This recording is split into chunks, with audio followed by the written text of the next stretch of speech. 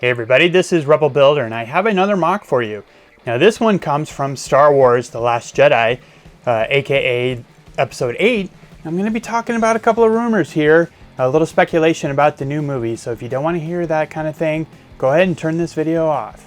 So this is Kylo Ren's TIE Advanced Prototype is the best name I can come up with it. You know, grandfather had his own TIE fighter and it sounds like Kylo Ren will have his own TIE fighter in Episode 8. Now this is based off a couple of images I saw. They were leaked online, so you can see it here and this one here. Now as far as I know, those are concept art images and that is all I had to go off of to build this ship. But it was just something that kind of struck me. I was inspired and seemed like a challenge, so I thought I would give it a shot, and here it is. Now it's particularly challenging when you're going off just a couple of blurry images, and those two images really don't even match. There are some discrepancies between the two. So I don't know if there was an evolution of the design between those two, or you know, maybe I'm not even close. So we'll see. It's also rumored that this will be one of the Force Friday sets this year. And so if that's true and the set comes out, I'm looking forward to that, and I'll do a comparison of these two. So I'll start here with the solar panels. Now this is where I began, and honestly this was probably the easiest part. Just kind of replicating the shape I could kind of see in those images. You know, again, like the First Order, it's got gray panels here with black trim around the outside. And it's hard to judge those proportions from those two images, so I don't know if they're big enough, if it's too small. You know, and especially just going off those two angles, it posed an especially big challenge. And next was the cockpit.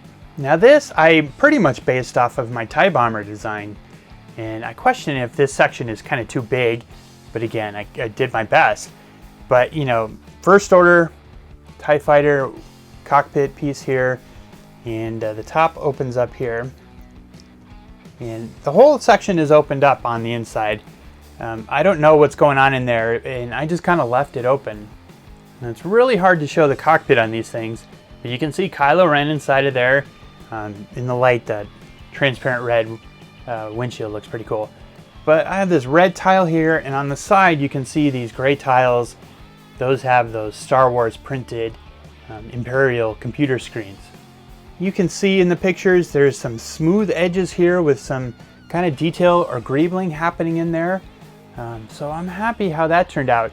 And you can see along here I've got all these different slopes here, some cheese slopes on the top edge, and I threw in, you know, just little bits of dark bluish gray.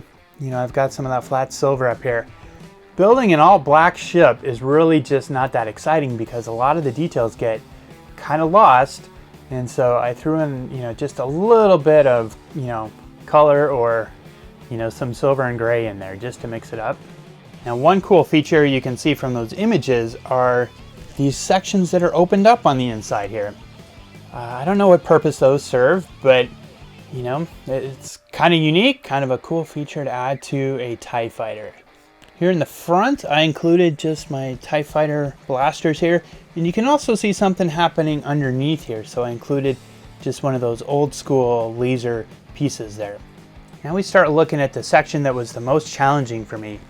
There's, you know, this connection here, and I have some round slopes on the inside here, kind of mimicking what I've done before on TIE fighters. There's this cool section here with this transparent red. You can see it glowing in one of those images. Is that some sort of weapon? Who knows, but I got it going on there. Now for this section underneath here. It almost looks like unfinished sections of the solar panels going on the side there. And that was really, really tough to kind of give it that flatness look, but also try to replicate that geometry. You know, that was really tough. These front pieces here, they're all supposed to be on the same plane with that little piece sticking out at a different angle in the back. So I used a combination of plates, tiles, and hinges here. And for the back, I have a lift arm, and it connects with some Technic pins in here. And I've got this plate on here to kind of hide the Technic holes and stuff. Now this piece here is actually what gives this whole section strength. so it's actually able to rest on these bottom rails. Now this section on the side, this was the last thing I built, and I really struggled with it. You know, for one, I'm fighting the angle of the solar panels here, and these are just held on by some hinges on the inside of this. And I couldn't tell if this piece, this section here, should be built underneath this or if it was connected to the side. And you get into those kind of things with Lego and it gets really challenging. Also, I couldn't see any of the detailing here, so I was kind of making stuff up. You know, I threw in some of these grill slopes here, just a little greebling, but there's definitely a pronounced kind of shape here, and I couldn't tell where, you know, depth-wise that should be. And this is kind of where I landed, because I was able to kind of stick this out a little bit from the solar panel here. Also, in one of the images, you could see this rail section kind of stuck out a little further than this red section here, and you know, that posed a big challenge.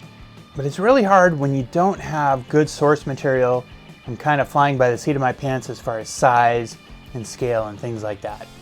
And here's a look at the back. I also have the First Order TIE Fighter piece back here, and this is one of the things I went back and forth on.